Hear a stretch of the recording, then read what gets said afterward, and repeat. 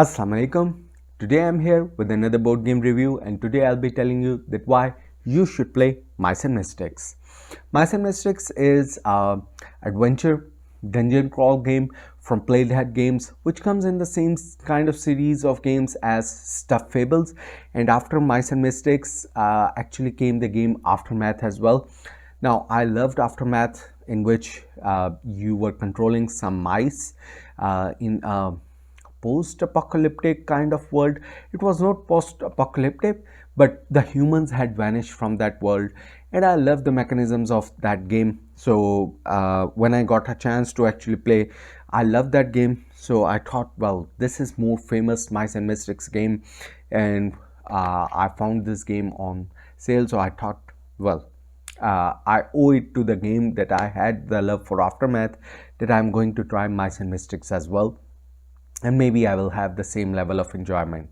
So first, let me show you how the game works, and then I will come back to my final thought that really did it match the magic of Aftermath or not. For setting up the game's Sorrow and Remembrance story campaign is going to teach or tell you how to exactly set up your campaign. It's going to show the map and the different functions of the map, that how they are going to interact. So whichever mission that you're going to play, it's going to give you those guidelines, and accordingly you are supposed to set up the map, as well as keep this book handy, because there are going to be trigger moments which the game is going to tell, and whenever there is a trigger moment you have to read that out. Secondly, the game is also going to tell some kind of special events that can happen based upon special locations, special searches that you're going to perform, and that's why you always need to keep this book handy, which is the campaign called Sorrow and Remembrance, so that it can guide you while you're playing the game. Now, let's go back to how the simple game is going to be played. Whenever you're going to play the game, the game board is made of these kind of double-sided tiles, and even though in the modern games of Playdead Games they have shifted to game book, which is a better mechanism, but in this one the interactivity comes that these are all double-sided, and the double side is not just in the common sense of like Zombicide that you set it up once and that's it. Actually, you get to flip over, because all of these locations are actually two layers. So there is the above ground. So for example, in this case there is the dining room section above, but if you can go through the under the cracks, under the carpet, then you will be leading to the tunnels which are underneath the castle area. So in each of the missions or each of the locations, you can actually move from down to above location, and that's all up to you, that how do you want to navigate through the map. Sometimes, of course, you need to move through certain locations to actually have matching kind of locations as well, which are indicated by these white borders. So if the this kind of lit up area at the edge is not connected to anything else, then that means you might have to flip and reach the other side until you connect. But if they get connected, then that means you can travel from this area to this area without going to a different level, and that's how you're going to travel from one place to other. But let's move on to something more simple, that what you are going to do on the tile.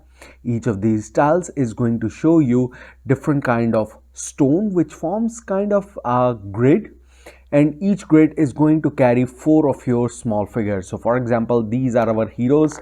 I have painted my figures. You're not going to get them painted in the base game box, but you're going to have 4 figures starting on one location wherever the game says. Once you have these 4 figures in a location, then no other figure can come on this location. But if the figures were like this, then even the enemy figure can come on your location as well. So that is allowed. But there are some enemies which are having a bigger base, so only one of such enemy can come on one of these locations, and then no other smaller or bigger enemy can go on the same grid location. For the movement, what you are going to do is each character, you are always normally going to play with 4 characters minimum, and how you are going to play is that each character is going to get this kind of player card, which is going to tell two of their classes, well, their class and their special abilities, as well as some of the different stats that they have. So for example, I attack with 2 value, I have 1 defense, 2 lore and 2 movement. How you move is actually you roll a dice, and these are multi-use dice because there are going to be a lot of information on these dice. So for example, let me show this side. So it shows a number. So if I have to move, one of the things I will be ignoring everything else on this dice and just looking at the number. So 2 plus my base movement is 2, so 4, which means I can move up to 4 spaces on my turn. So I'll be moving, for example, I want to reach up to here, 1 2 3, and that should be enough for me to actually start hitting them. Or maybe I want to move here so that I don't get attacked by 2 more mice. I just want to attack one of the mice over here, and that's what I want to do. The second action that I can do is, of course, attack. So you're always going to do 2 actions. The first is going to be movement, second is going to be either a search action or an attack action. Normally for attack, you're again going to take the number of dice equal to your attack value, and then you're going to roll those many dice. But if you have some kind of equipment card, for example, I have the Collins sword, which is going to increase my attack, then I will be taking additional dice according to that. So I'm going to be rolling those dice, and since I'm attacking with a melee weapon, so anything which shows a bow or a shield or anything, those symbols will be ignored. So right now on the dice, I have to look for the symbol. So I got 2 swords, which means I have to attack. I'll be looking at the health of this one, the defense value of this rat. According to defense, they will be rolling a dice if they were able to defend. So for example, they got a shield icon, so they defended one of my attack. If his health was just 1, then he will get killed.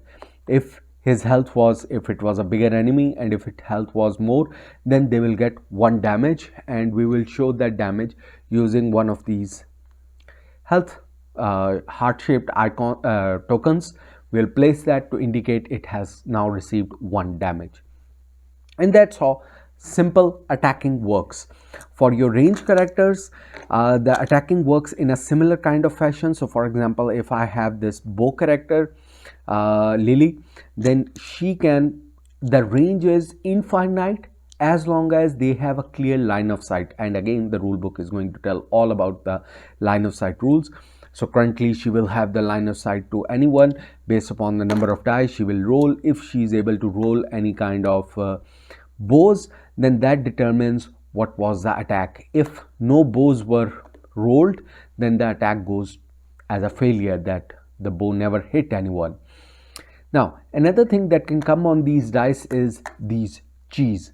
So whenever you roll during your attack or defense, if you roll a cheese symbol, then you're going to get those many. So for example, I roll 2 cheese, I'm going to get 2 cheese instead. How this cheese is going to be useful is that each character is going to have some kind of additional class ability that is going to be selected at the start of the game. Well, there are many that come with the game. You get to pick which one you're going to start with out of a selection. So in each of the missions, those abilities can change, so that adds a little bit variety to the game. And using the cheese, you can use those kind of special abilities. So even though the attack might not be useful right now, but it gives you more powerful special abilities to do later on in your future turns.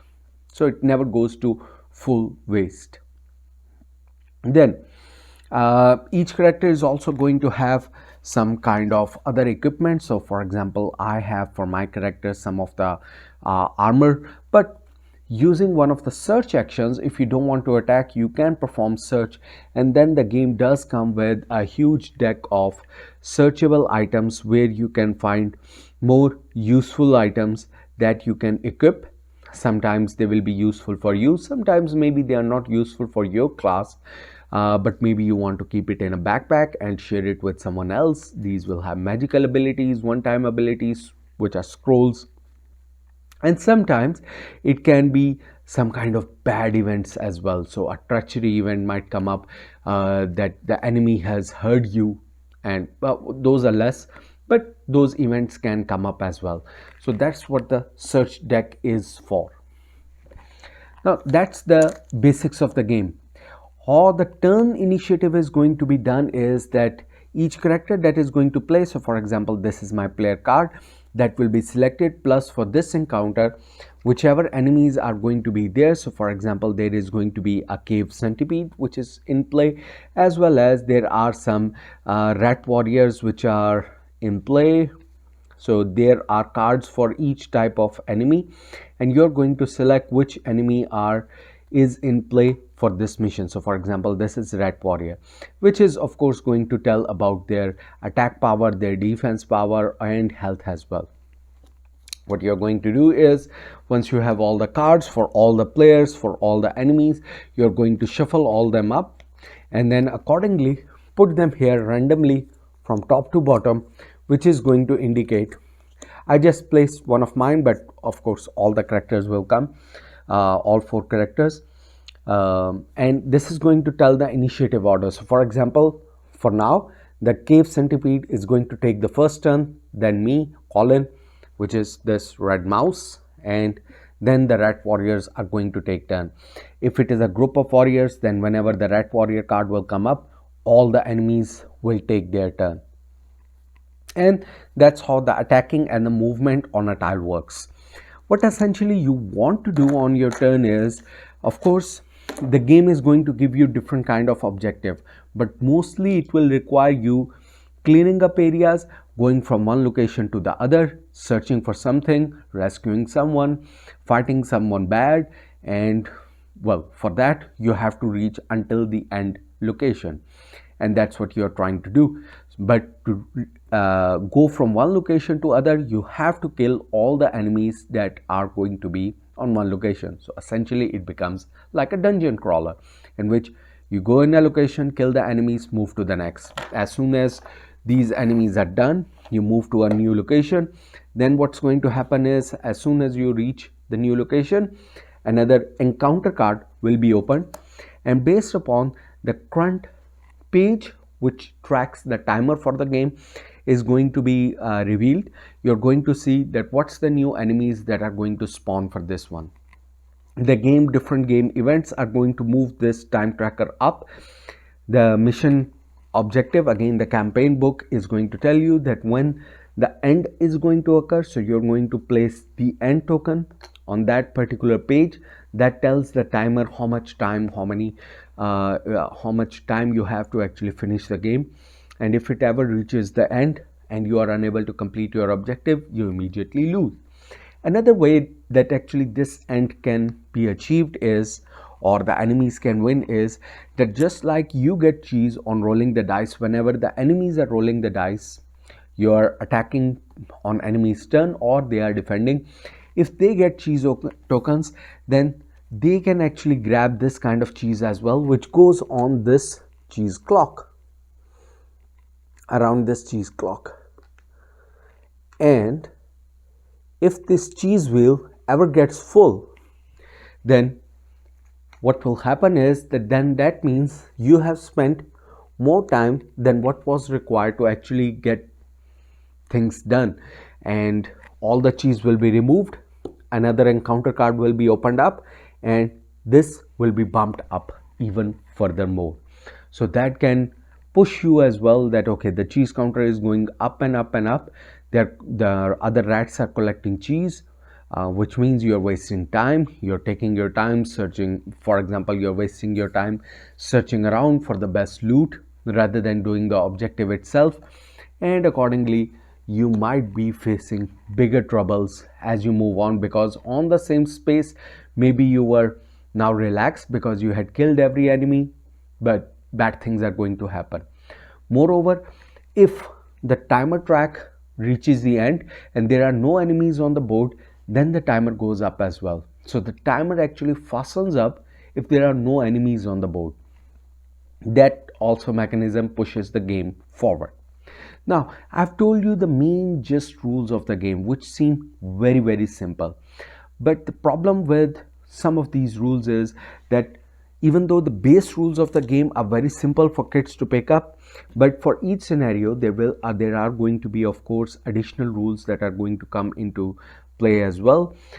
Sometimes there is going to be a crow which is going to, or raven which is going to pick up rodents. Sometimes there are going to be traps, sometimes there are going to be other hazards, water or other things which you have to navigate as well. And sometimes those rules don't really make sense, but you have to make sense of them to keep things moving ahead. And that adds a complexity level slightly above your kids level as well. So you do need an adult. You cannot just give this game to kids and think that okay, they are going to play a kids version of a dungeon crawl all by themselves. You need an adult who can understand and interpret the rules, because sometimes even those rules are difficult to understand. But anyway, that's how the game is played.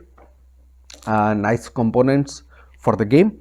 So let's get back and I'm going to tell you about my final thoughts about the game. Few of the things I have already told about my concerns with the game, that some of the rules overhead is actually slightly more based on each scenario that you are going to play. That is no different in Aftermath as well. I took the example of actually saying that I'm going to do a slight comparison with Aftermath, which is the sequel to Mice and Mystics. And Aftermath always had some additional rules per mission based as well. But other than that rule difficulty, let's get back to the game itself. That is it really going to be fun? Well, this is a very simple dungeon crawler. You are going to have just 2 turns and one of them has to be movement. That is a very restrictive thing that they have introduced. Now, why wouldn't they just give 2 actions and it's your choice? You want to do 2 attacks, or you want to do a search and attack, or you want to do 2 movement. Well, you can do 2 movement, but one of the actions has to be a movement, and that was kind of limiting. I don't know, it was just to ramp up the difficulty of the game, because otherwise the game is too simple. But I think if they have given more choices about what actions you can do, then the game wouldn't be that simple. At least you would have much more strategic thinking that would be required to come up with what you're going to actually do in the game. Now, I do love the mechanism where you get to flip the board down, which is a unique thing, because what happens is that it takes less space. Rather than having, for example, 8 boards, if this was the map and I had to spread 8 boards separately to indicate the lower level and the high level, instead of that, it's just checking the same space and I just flip it over and everyone now goes to the next board, which is the upper level or the lower level. So that was a good mechanism, but that does increase the game length a lot, and that's one of my other concerns with this game, that the game length is very long with no save mechanisms in between. Now, if you're going to play a game, you have to set out some separate time, especially if you are targeting kids, then they are going to have shorter attention spans with the game. So you needed to have either shorter missions, or you needed to have easier save mechanisms, that okay, you play 2 of the boards and then there is a certain point, because it wouldn't be difficult to actually save the game at certain point, because when you move to the next board, all your characters move and all the previous enemies, etc., actually kind of reset. So it wouldn't have been difficult to actually give kind of bags for each character to store your things, and then a kind of bookmarks to understand that where you're going to start again. So easily it could have been managed. You can manage it by yourself as well, but you will have to homebrew some of those solutions on how you're going to save the game in between the sessions. Otherwise, the game sessions become pretty long. So it's 2+ hours, which I don't think is the right time length for this weight of game. The gameplay is simple and it doesn't deserve to be this long. The missions don't deserve to be this long. The enemy variety is going to be very limited. That's another issue with this game. So you're always going to be fighting roaches and rats, and seldom you're going to see a spider and a centipede. Even the biggest enemy, so I think they were limited by the miniatures they wanted to include. And since the miniatures were limited, so they limited the variety of enemies and what their special abilities were. They could have gone with a lot of variety, but that's a limiting factor. Now, the good thing about the game is the story of the game, because what you're actually the background of this story is actually, this is not a mouse story. Even though you are playing these characters, but you were full grown humans in this world, and well, some bad forces, I don't want to reveal everything, but some bad forces have come into play and they are trying to take over your kingdom. And that's when Prince Colin and some of his allies decided that, well, to move around the castle, they would use the magic of becoming mice to reduce their size so that they can move around. But the magic spell had a bigger effect, and even the guards became rats as well. So that's the background of the story, that why everything is mice and why everything is oversized in this game. But that does have a different unique world. It gives it a unique world, that while the game is set within the castle itself, you still get to explore a lot, because now a bedroom becomes a whole arena for you using the mice size. So that was a good mechanism. The sideboard is too huge in my opinion. I don't know why they had to go with a chisel so big and a big broken clock, like a hickory dickory clock so big, just because it was a mice theme game. They had to go with this. They could have reduced this size a lot and saved a lot more table space, but that was again a very minor thing.